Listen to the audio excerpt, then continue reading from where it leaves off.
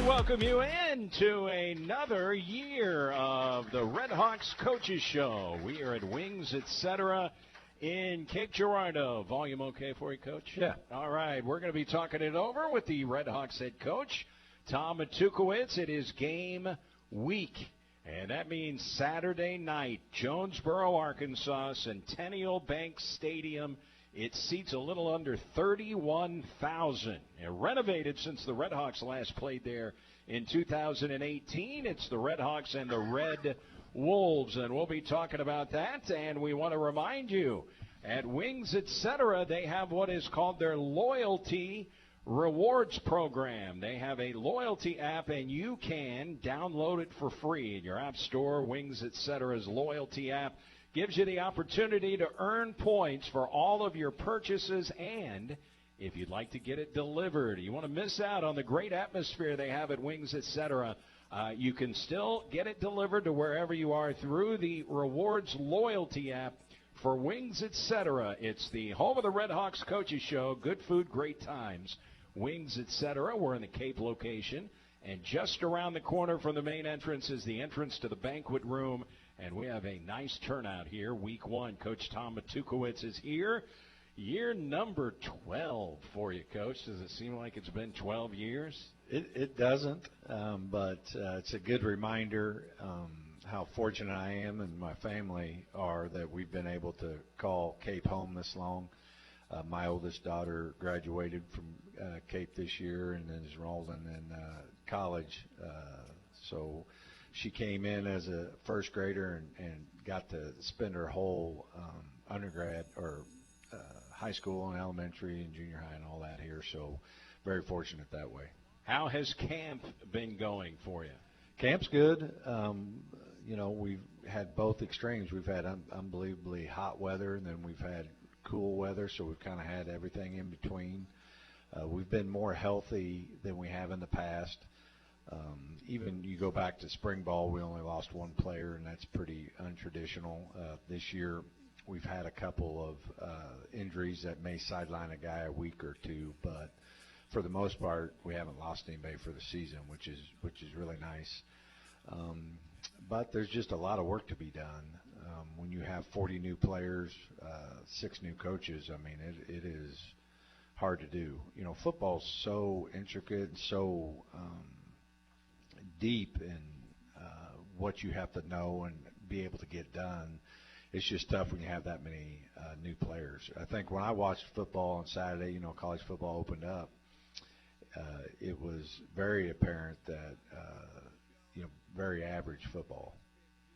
It's exciting for fans. I'm not saying that. But when you look at execution, when you look at it from a coaching perspective, I think just college football overall is down a little bit that way. And I think it's just because of all of the rosters are so fluid that it's hard to play the game, let alone play with all new players every year, And so it's interesting how it's going to show itself. Boy, and the NIL stuff, there was a article over the weekend in the Washington Post, and it was all about Mizzou's, he's either going to be the starter or the backup, Sam Horn, who's a guy that got drafted by the Dodgers. He's a pitcher for the Mizzou baseball team, and he's in a battle here to be the starting quarterback. And according to the Washington Post, whether he's the starter or the backup, he's making 7 figures. So he's making at least $1 million according to that particular article,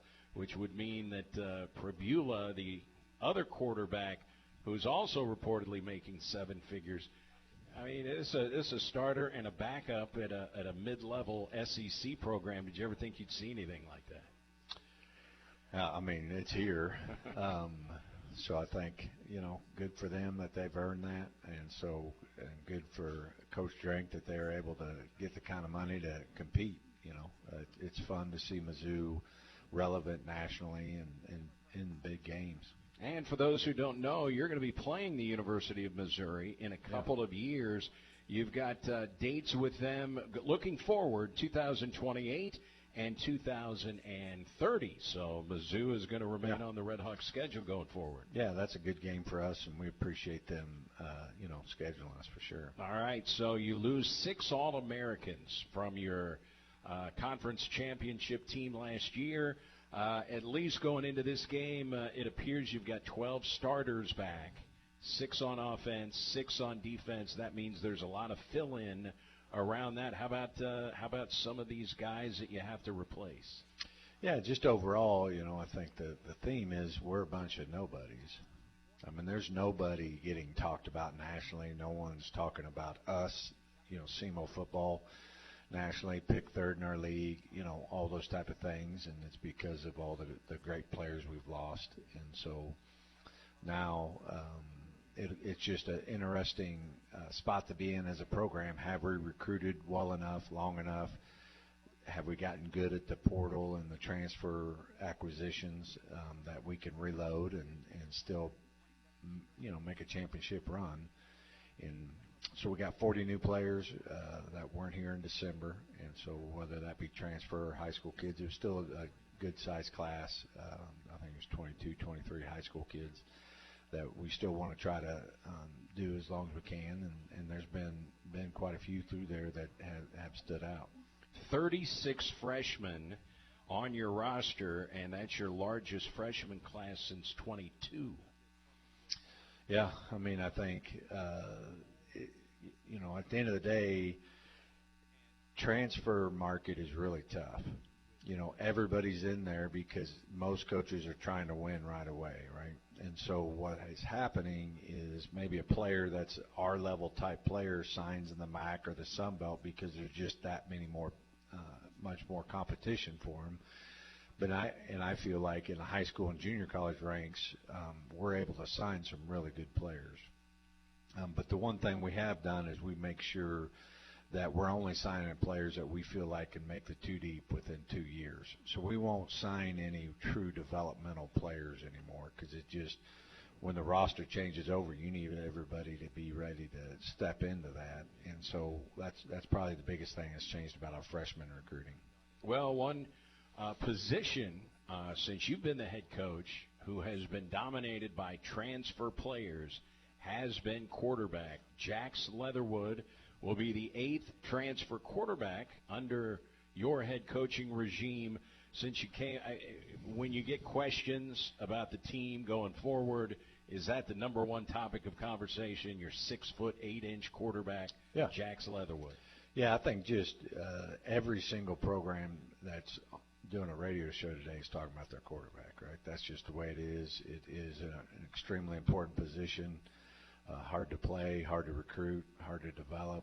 I mean, there's just a lot to it. And so, we're all going to kind of find out together about Jax and certainly feel like he has that talent.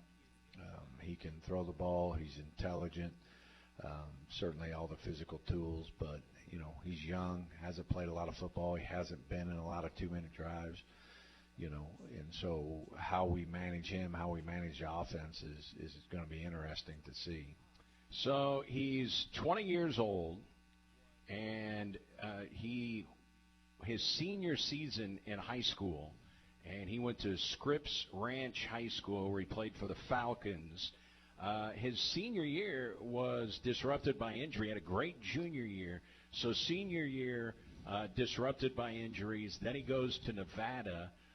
And does not play at Nevada. And then last year he was at San Diego Mesa College. So in terms of you just getting film or opposing teams getting film on Jax Leatherwood, there's not a lot of film, right? No, there's not. His quarterback coach, trainer in California was a Red Hawk. So he used to coach here. So he had reached out to Coach McDowell, told us about him, and then we got on it, started watching his film, and we evaluated, 40, 50 quarterbacks. But, most coaches say, hey, I'm going to take 2 transfers, let them battle it out. But at the end of the day, there's not enough reps, and I wanted to give Hyder an opportunity to compete. So we had to, before we knew, sell out to a transfer. I wasn't going to bring in multiple transfers. Some programs do. And so, just really try to do my homework on the film, homework with the family, how he was raised, really try to understand his makeup. And just transparently, it was hard for me to take a San Diego kid. The only thing I really would like to get from California is my red wine, not necessarily my players. Not that there's anything wrong with it, but it is culturally a major adjustment to come from San Diego to Cape Girardeau. And so, you ever been to San Diego? Yeah, multiple times. And it's a nice place. Yeah, if you're loaded. It's an expensive place to live, is what you're saying. Yeah, if you're broke, you'll get reminded of it every time you go somewhere. But anyway, my time in the Navy, my boot camp, and my first school was in San Diego. So yeah. I lived out there for a while. Yeah, great weather. But really just had confidence because how he's raised. His mother and father has done an unbelievable job with him. Not that he's done. I mean, he's still got to keep growing. But it just felt confident that it was a good fit with my personality. I knew I was going to be able to get him better because some of the things that I think he was missing, I think I'm good at, and vice versa. And so hopefully, we'll at the end of the year feel great about it. We don't know what the first game is going to look like, but we know it's going to be one rep, and then we got to try and get better, and it's about how we finish.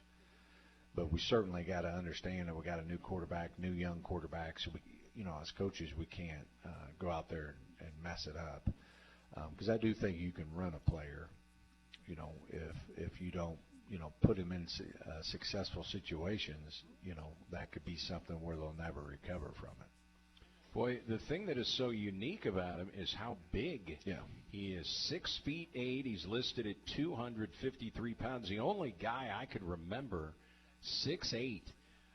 He had a cup of coffee in the NFL. Mark McGuire's brother, Dan McGuire, played college football, obviously. He played in the NFL for a while. You don't see many guys at that position that big. And that's why he didn't get recruited. People would say that, he's too big to play quarterback, not mobile enough. But what I saw was, they thought that was a weakness. I saw it as a strength. We have to develop him, get him stronger, get him more athletic, and all that. But those are things we can make better. It's hard to make a guy taller, And about 8 years ago, or was it 8 years ago? Maybe it was 6 years ago, we decided to change. Like, our quarterback's going to win from the pocket. Like, at the end of the day, when we get in a 2-minute drill, I want that to be his strength.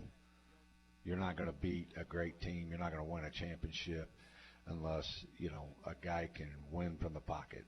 And so if I'm going to give on athletic ability versus accuracy and arm strength. And that's pretty different. Most FCS schools will sign, dual threat quarterbacks. We're going to face a bunch of them. The guy we're facing this weekend, SIU, is a great one. Like, they're very mobile and want to do that. But I really, I think for us, when it gets to 3rd and 8, we're in the pocket, or if it's a 2-minute drive, I want a quarterback that is his main strength. How about his arm strength, Coach? Yeah, won't be a problem. Yeah, that thing looks like a Tic Tac in his hand. I mean, he's got big, huge hands, good arm strength. It's more of the other stuff. It's knowing where to go to the football, don't hang on to it, don't take sacks, ball security, all the things you're always trying to coach quarterbacks on. And your last 2 quarterbacks have been very big humans. I mean, Paxton DeLaurent was 6'5". Yeah. And so I think that's going to be probably our recruiting model for a while, unless something changes. Yeah. I don't know. You'll be able to find any more 6'8" quarterbacks. What advantage do they have? Because sometimes you hear about when Doug Flutie was in his prime. The big knock on him was he's so small he can't see the lanes, and the guys are so big, balls get batted down. Yeah. How much of an advantage is it to be 6'8"? What does he bring to the table that maybe a 6-foot quarterback does not? I think you hit it. It's the vision, being able. The whole field is now in play because he could see it all. The tip balls, that can really hurt you. I think in general, just a big quarterback is going to give you more durability. You're going to be able to, get out of arm tackle sacks, those type of things. So I think, in general, if I'm going to miss, I'd rather miss big. I don't want to miss small. And if you're going to keep him upright, you've got to have guys that can protect him. And you don't have a ton of experience on the offensive line, but you do have some experience, and it starts with your left tackle, Rashad Turner, who's got 22 games under his belt. Yeah, Rashad's a St. Louis kid, been here for a little while, and we really need him to take that extra step. And I think at the end of the day, the line of scrimmage is everything. We're not going to have a good year if we can't at least be neutral on the line of scrimmage, not win, but also not lose. Because I do think we have good enough skill to be as good as we've been. So now it's just where are we at in the O-line, and it's just hard to tell. Our defensive line seems to be really good, and I hope they're really good because we don't win a lot of those matchups at practice. But it's also great for them because they're going against some of the best in FCS, and so they're getting good quality reps every single day. Lucas Orchard is your offensive line coach. The position he played will now be occupied by Chris Farrell, who transferred from Kent State. Talk a little bit about Farrell, and is he any kind of a player like Orchard was? He's a lot bigger, not as athletic, and really our two deep's not set.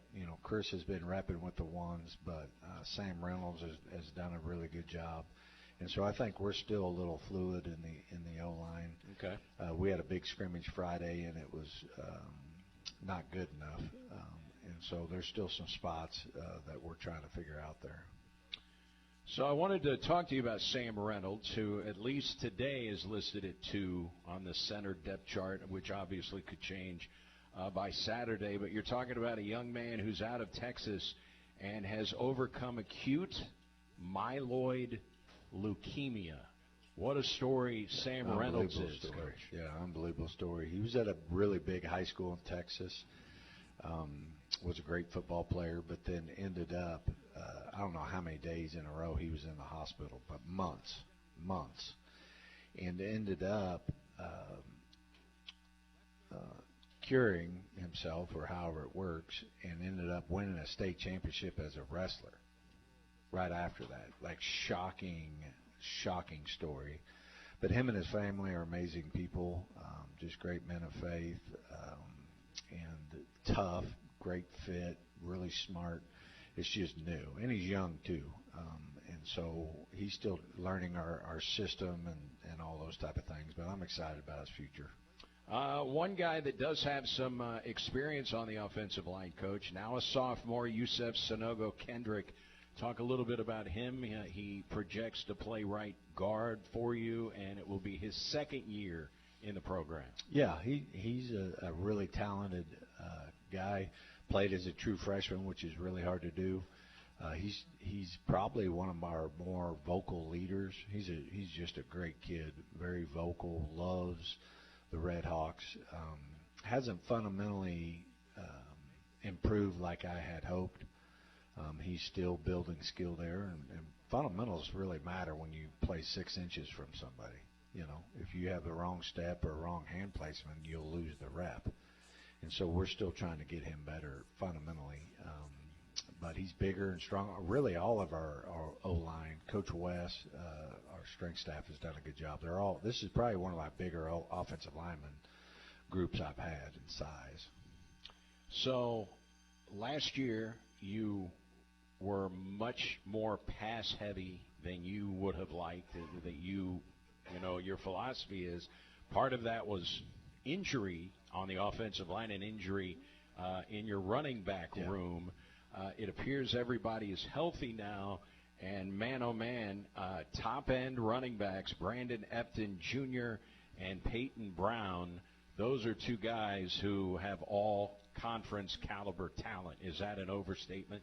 No, I really agree. I think this is the running back room is probably the second best position on the team. We've always had great running backs, but we haven't had a lot of them, and so the whole room is pretty good. The guy that probably had the best fall camp of any of them was Cole Rubel. He was a guy that got some playing time last year, did a nice job. So really, I think we have 3 all-conference type backs. The best part about them is they're different. Defense can kind of get used to a running style or whatever, and then all of a sudden here comes a change-up. It's hard on a defense. So all 3 of them can make plays, make it in different ways, and we got to be able to get them the football in different capacities so they can make plays for the football team. But they're all great guys, good teammates. Can't be more proud of that room right now. So Peyton Brown was a big bruising running back last year, and at least according to the roster, he's put on 12 pounds and now checks in at 228 pounds. He's even bigger and stronger this year. Absolutely. He's a freshman last year, true freshman, so he's naturally gotten bigger and stronger. And I think a lot of running backs believe, hey, I want to be fast or I want to be whatever.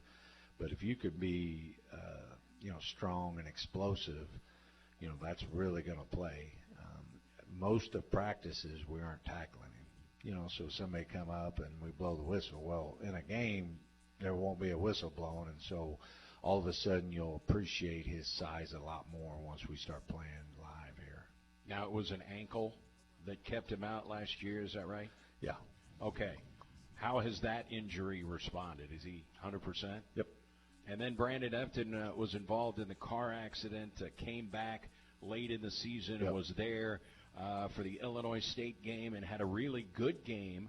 In fact, he caught 8 passes in that game from Paxton DeLauren against Illinois State and showed that he came back and was healthy. Yep. But 2 totally different type players. Yeah, totally. One's kind of that lightning, and then one's kind of the thunder type aspect. Who are those guys you had at SIU? Abdul Qadir and Koutsos? Yep. Weren't they kind of thunder and lightning? Yep. Is it similar? Yeah, very these similar. Guys? Very similar, but they're different, but both have the same outcome. They can make plays. And at the wide receiver position, it's a luxury to bring back the guy that had more catches than any player in the conference, and that's Cam Pedro. Yeah, Cam's another great teammate. He's also a really, really good leader. So we're excited about that. The wide receiver room is talented, but it's really young. They're either young or they're new. And so there's just a lot there, and he's done a really good job of creating the connections and the commitment in that room, along with the quarterbacks with Heidert and Leatherwood. They're all pretty connected right now, and a lot has to do with Cam. So he's looking good. He's put on a little weight also, and so I know he's looking for another great year. And a guy who we recognize his name and really showed in the playoff game against Illinois State is Donnie Cheers, coach. He had 24 catches for the season. 12 of the 24, including a touchdown, came in the playoff game against Illinois State. Yeah. The thing about Donnie is, man, he's had a lot of just great hard catches. I remember him picking up a 4th down slant against UT Martin, a great sideline catch versus New Mexico State. Like, he catches those hard balls. He's a guy that can stretch people down the field. He's got the gear. He's put on a little weight also, so hopefully this version of Donnie is also better. And you don't really have the big wideouts like you've had in the past, but you do have a guy 6'4", Trent Shelton, just a redshirt freshman out of Gateway STEM in St. Louis, but he's the one guy that does give you a little height. Yeah, I think Anthony Westervelt is a guy. He's 6'2", which a wide receiver is plenty big. The most important thing about a big wideout is that they play big. I've met a lot of 6'5" guys that play like they're 4'8". They get pushed around and all those type of things. And Tony is really strong at reception point. And so excited about him. Just one catch last year for Anthony Westervelt. How have you seen his progression go from last year, where he didn't get on the field a lot, played a lot of special teams, but in terms of becoming a guy who is a starting wide receiver? Yeah, I think people will be excited about him. He's made a bunch of plays this fall camp, this spring. He's just really strong at reception point. You know, most balls are going to be contested. There's one ball, two athletes, and generally the strongest, most physical player will win that matchup, and so far he's done that. Got another guy named Calvin Gilbert, who's a transfer from Independence that's turned some heads. He's probably more of the 6'4" type guy that we're used to having, and he's made a lot of nice plays. He's still learning how to play the way we want him to play from a physicality standpoint, but he has turned some heads with some spectacular catches. He's got the big wingspan, and just all of a sudden it's like whew, he goes up and gets it. But he's still learning how to run with the football and make those tough contested catches also. A new offensive coordinator. We will talk about that when we come back. We'll take a timeout. Glad you joined us. It's our inaugural Red Hawks Coaches Show. It's a 6 p.m. kickoff down in Jonesboro, Arkansas on Saturday night. The season opener, Red Hawks and Red Wolves. More with Coach Tuke from Wings Etc. after this timeout. Welcome back. It is the Red Hawks Coaches Show from Wings Etc. in Cape Girardeau. And if you would like to join us, we will be right back here in the banquet room in the Cape Girardeau Wings Etc. location next Monday, and that will be prior to the Red Hawks home opener, which is a week from Saturday against North Alabama. But they will be focusing on the Arkansas State Red Wolves. And, Coach, it's interesting.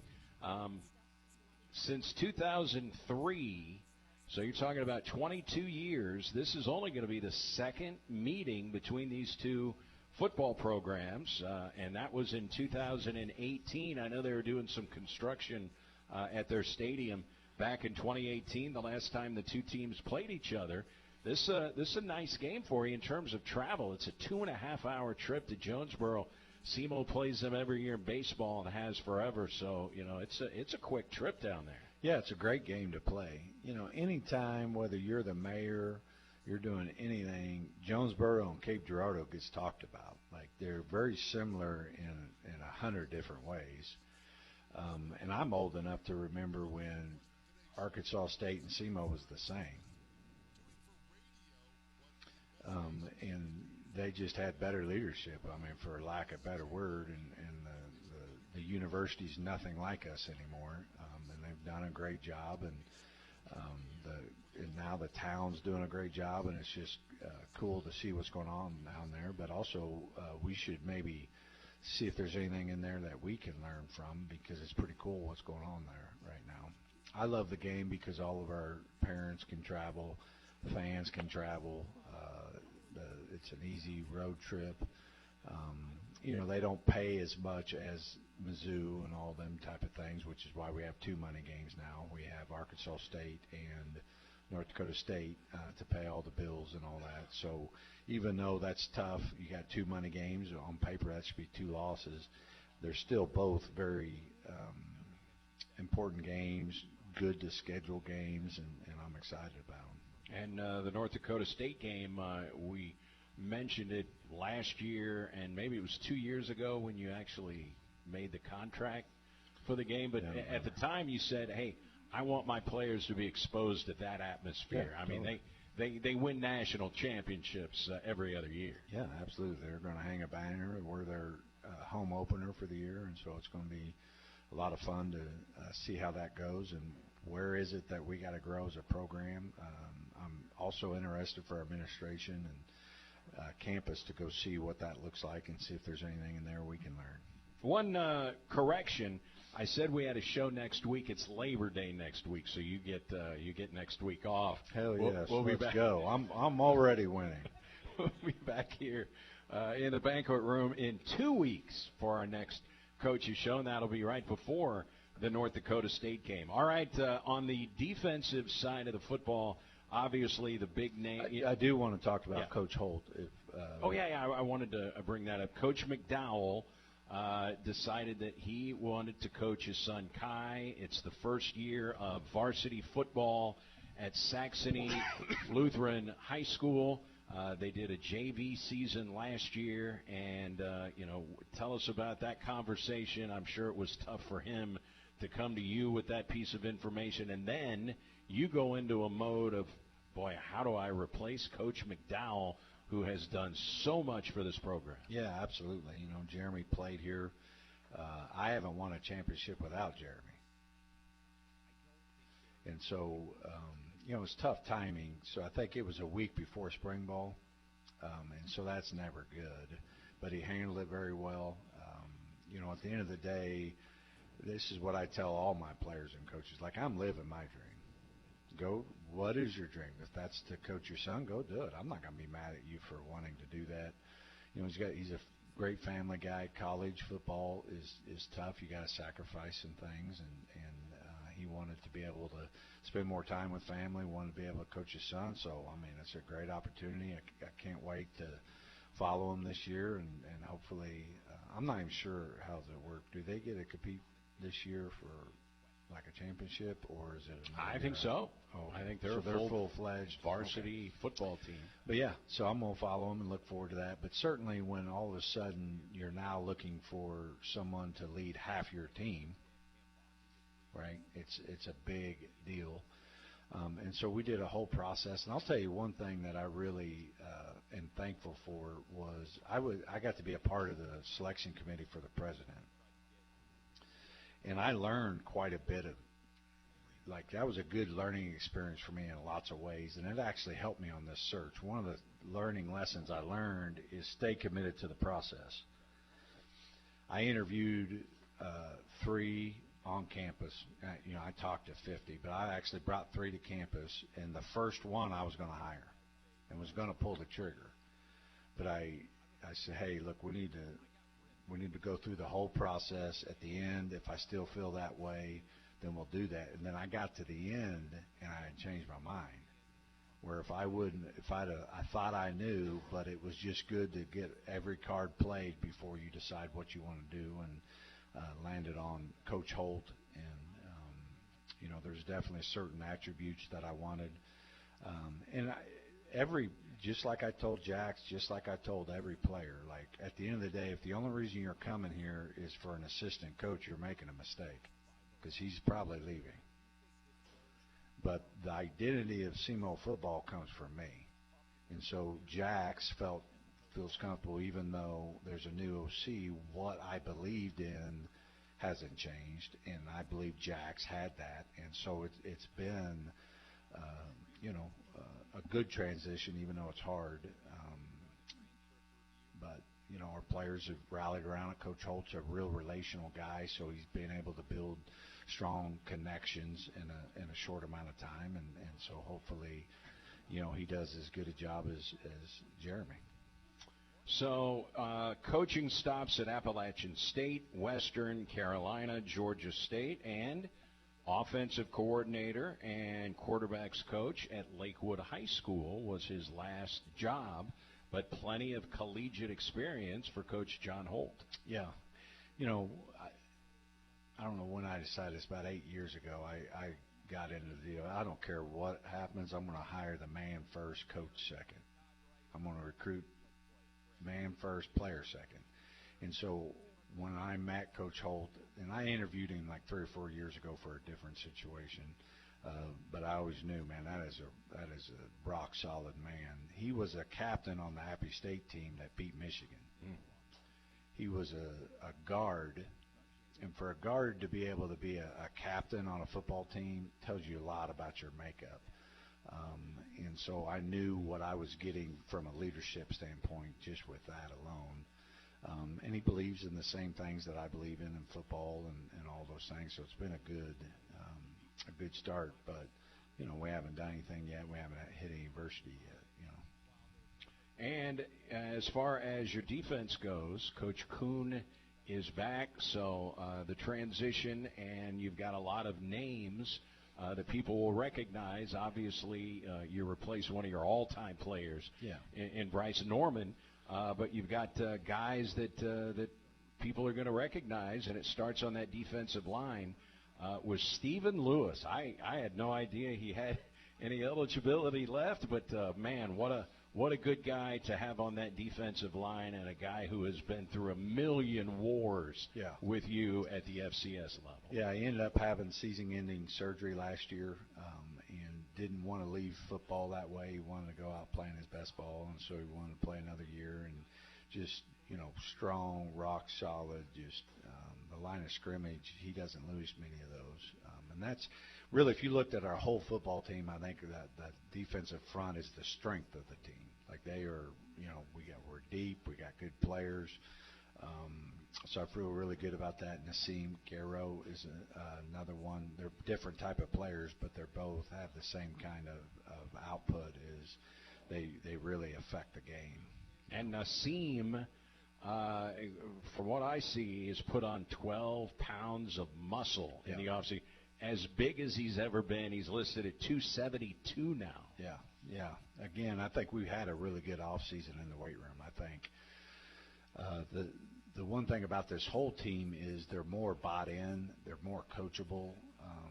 Every single year I'm talking about body weights and all those type of things, but some years it doesn't happen and some years does, because they do all the little things it takes to put on the weight. And so I know Nassim is as big as he's ever been, and looking forward to see how that impacts his game. So when you talk about experience, Stephen Lewis, your nose guard, 6th-year guy. Sam Keeper, 5th-year senior, and Cairo is also in his senior year. I mean, that's a lot of experience. Yeah. I mean, just as far as starters go on the D-line. Yeah, no doubt. So like I said, I think if you can win the line of scrimmage, you're going to have a chance. And we're going to have to be good up front because we face some really good quarterbacks. Our first 5 games are going to be 5 really, really talented quarterbacks, and they got to be able to affect the run game but also affect the passer. You said earlier, nationally, people weren't thinking about SEMO with the guys that you lost, but in actuality, you're getting a heck of a lot of votes in the national polls, top 25. I think in one poll, you're the 2nd team outside the top 25 receiving votes. So you are still on the national radar. There are a lot of national people that are giving you a lot of votes before you've snapped it with a new quarterback. And one guy nationally who they voted an All-American is McCoy Casey. Just a terrorizing type linebacker that can affect the quarterback. Yeah, totally. All of our outside linebackers, it's all about production. Can they affect the game? And he's as instinctive as any player I've coached. I mean, he's as instinctive as, any player I've had. But he's looking forward to his senior year. He's also put on weight, got to stay healthy, all those type of things. And we also need him to, lead back there also. And McCoy Casey, along with, you're not going to see many of these guys anymore with the COVID kind of dropping by the wayside, but Jared Pedraza is a 7th-year grad student, 5 of those years at Northwestern State. He did miss 3 games last year because of injury, but he was Northwestern State's leading tackler when he was there. And a guy, I'm not going to compare him to Bryce Norman, but nose for the ball like Norman. Is that a fair statement for Pedraza? Yeah, very instinctive player. He's athletic, very sudden, twitchy like Norman. So he's able to make a lot of those plays. Got to be able to stay healthy. And when you're in your 7th year, you got a lot of miles on that tire. And so we, try to be smart with practice reps and all that. But the inside linebacker group's interesting. I mean, we graduated 2 great players. I mean, they both had 150 tackles, something like that. And so it'll be interesting to see what that looks like. Slade Dollar is back, Coach. He's played 36 FCS games as a Red Hawk, and now is going to get an opportunity as a starting linebacker for you. Those are the type of kids I'm really excited for. You know, he's done a lot, but he's never got a major role. You know, because of some of those other guys. Now they're graduating. Now it's his turn. You know, he is going to take, 60 snaps or so at inside linebacker, and be interested to just see what he does with that. He's earned that right, and he's worked really hard. So I'm looking forward to seeing his senior year. What does it say about his character that he has stuck around so long and had guys in front of him, and he didn't just jump in the portal? Yeah, totally. I was real close with his dad. His dad's a longtime defensive coordinator. He's at a major high school in Georgia. So I knew his dad really well, knew what kind of man he was, and so you assumed that his son's going to be very similar, and he's right on that. There's another guy who's been here for a long time, a local guy, Latravion Thompson, and now an opportunity for him to be a starter out of Kennett. Yeah, he was a guy that was also banged up last year. He was in and out of the lineup with a groin injury, and so he's as big and as productive as he's ever been. I know he's looking forward to his senior year, and so far it's looked great. All right, I got to ask you about this guy. We talk about your quarterback, Jax Leatherwood, and just his size. It's 6'8". You've got a linebacker, an outside linebacker, number 2 on the depth chart behind Kennett native Latravion Thompson, Trey Lyle, 6'6", linebacker, 6'6", 200 and, well, he's listed at 230. He may be bigger than 230. A redshirt freshman out of Fayetteville, Arkansas. When you see a linebacker listed at 6'6", which is very rare, about as rare as you see a quarterback listed at 6'8", what can you tell us about Trey Lyle, a big guy? Yeah, I mean, I think he's going to have an amazing year. He's 250. 250. He's really put on the weight. Out of high school, you could just tell, just hasn't matured. His body hasn't came together. So he's pretty thin, but we knew it was all there. But he had to put it all together from a playbook standpoint. Needed it to mature and those type of things. I mean, he's out there cutting donuts in the parking lot like he just – never seen civilization before. I mean, so early on we've had to do some training there, but he's really embraced that. He's matured. His GPA's gone through the roof, and so generally when all that comes together, they end up having a great year. So we're looking forward to it. He made All-State at Fayetteville High School as a safety. Now, I don't know if he has grown since he stepped on campus. He is a redshirt. But he played safety in high school, is that right? No. Okay. No, he was a down safety, but really he was an outside linebacker.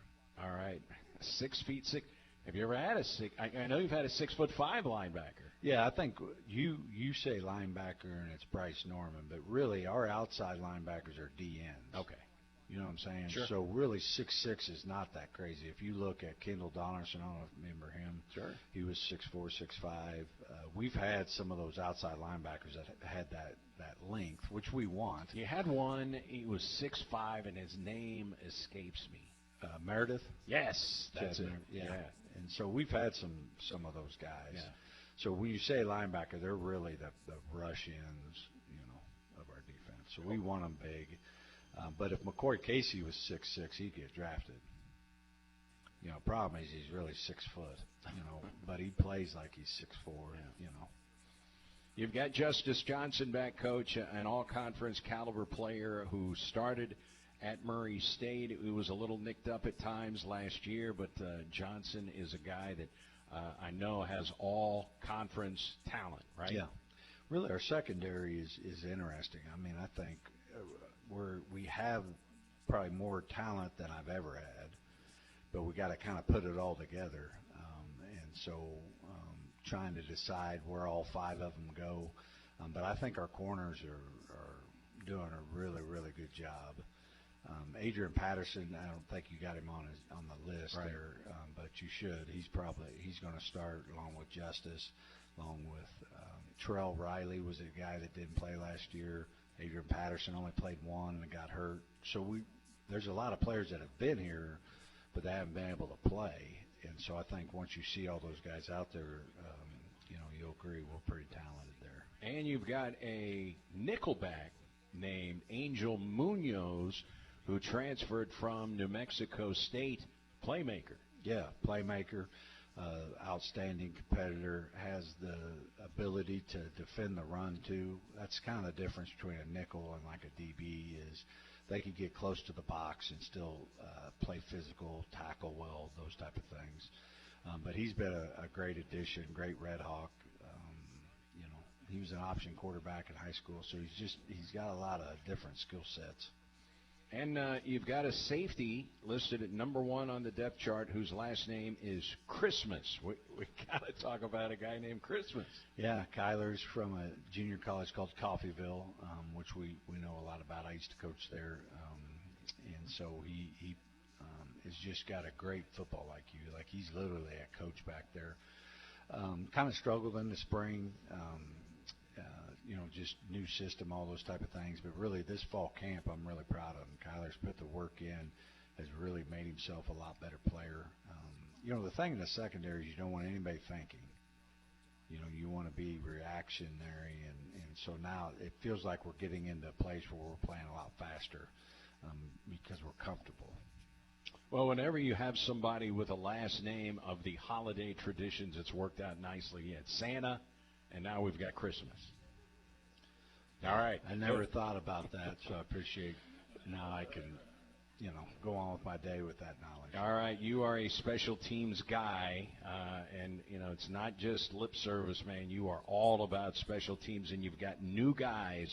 You've got a transfer punter from Eastern Michigan who's another very tall guy, 6'6", Ryan Kingston. Brand new punter, but he is an FBS guy. Yeah, I just got done with the season. I was really frustrated with what I had let special teams get to. Early in the season it was good, but late in the season it cost us. And so we really try to put a lot of work into that. We got all new specialists, and so that's a challenge, but they're all really talented. I think when you see the first punt, you'll be like, oh, okay. It looks like a Division I punter. He's tall. He's 6'4". He's got that great leg swing. And so hopefully he could be a weapon, pooch punts, those type of things. Judd Cunningham's going to be our long and deep snapper. He's been in our program a really long time. This will be his first year as a full-time starter. And then Justin Keller will be our place kicker. And him and Malik, a true freshman, competed for the place kicking, and they really made each other better all fall camp. They've competed at a really high level. I think we could play winning football with both of them. Justin got the nod, and looking forward to see what he does. How about your ability at kickoff to put the ball in the end zone? Yeah, I think it's the same way. When you see the ball come off their leg, you'll be like, oh, okay. But he's kicking them fairly deep. Not every time, so it just kind of depends on wind and those type of things. But certainly leg talent's not our problem. It's just the consistency. Well, I think there are way more question marks about Arkansas State's defense. They've got to replace a lot of guys, much more than the offensive side of the ball. They've got a former Sun Belt Freshman of the Year back at quarterback. It'll be his third year as a starter. They've got their all-time statistical greatest wide receiver ever. They've got 2 portal transfer wideouts. They've got a deep running back room. I mean, one of their wide receivers transferred from the SEC in Mississippi State. There are a lot of high expectations for their offense. So you talk about your defense getting a test week 1. Your defense will be tested on Saturday night. This is a good offense. Very good. If they're really good in the O-line, it's going to be a bad day. I mean, we played them in 2018, which you were there. You scored 3 touchdowns against them. Got blown out. Yeah. All right. And we were a playoff team in 2018. So we weren't trash. We were pretty good and still got blown out. And so I think a lot of times, fans think, oh, well, we're going to go down there and beat them. It's because you don't understand the differences between FBS and FCS. This is still an unbelievable challenge. Now, if New Mexico State didn't have a quarterback, and so we're able to stay there. But when you they did, but he went to Vanderbilt. Right. Yeah. The guy we played against wasn't great. Right. So that's the challenge. When you have a really, really, really good quarterback, it just makes it tough. And he's a dual threat guy. Yeah. But defense should be our strength, and at the end of the day, I'm looking forward to seeing them play. And I think it's just all about the line of scrimmage. If they can open up holes and they can give that guy a long time to throw, it's going to be a tough day. What do you think of your schedule this year, Coach? You get it's 12 games. Yeah. And unlike 2 years ago where you only had 4 home games, 6 games at Houck Stadium. Yeah, 6 at home, which is huge. Thankful for that. Also, just it's a fun schedule. We want to go play Arkansas State. Feel like if you play well, you might be able to be in a fourth quarter game. A good home opener with North Alabama. That's a program that's on the rise. We get to go to North Dakota State, which is a lifetime experience. When these guys are 40, they're going to remember playing in Fargo. And then having SIU at home and what that rivalry means, what Houck's going to look like that day is awesome. And then get to open up conference play with UT Martin. That's a gauntlet, man. I mean, you got 5 games, and you could be 1-4 and still feel like you're not bad. That's the point. But I think what people just need to understand, it's really not at the beginning. Like at the end of the day, we need to be really good in our conference. So we need to fix all of our problems, play good enough players that they expose our weaknesses, and then we need to go about fixing it, and then we need to go win the conference and get in a playoff run. What were your thoughts about Tennessee Tech leaving the – this will be their last year and our last trip to Cookeville? I probably can't say my thoughts. Okay. It's just one growth I've had as a coach is I've just stopped worrying about it. I don't worry about the stadium because every time I hear about the stadium, I get told 2 different things. I don't worry about the conference. Who knows what's going to happen with all of it? That's for I got my job I got to do, and I got to do it well. Other people have their jobs, and they got to do it well. I think as coach, sometimes you want to try to, control everything and make sure things all. And then what happens is you're not a very good coach because you've wasted energy on things you can't control. And so I know Brady Barkey's on it with the conference. Where are we going to be with that? Are we going to add teams? What are we going to do?